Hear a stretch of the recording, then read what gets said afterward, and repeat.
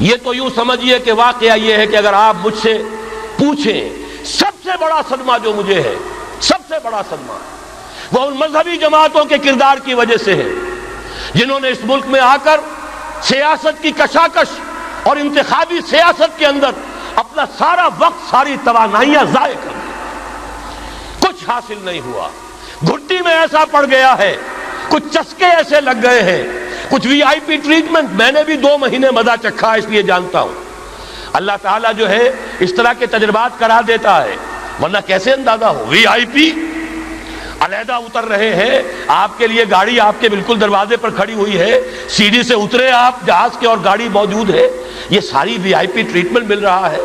اور یہ corridors of power میں گھومنا پھرنا، ان جاگیرداروں کے ساتھ بیٹھنا،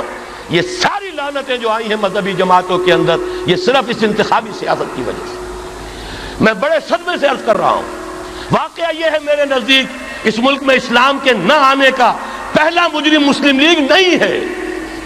پہلی مجرم وہ جماعتیں ہیں جنہوں نے اپنا سارا وقت انتخابی سیاست میں اور اقتدار کی کشاکش میں صرف کر دیا ہے۔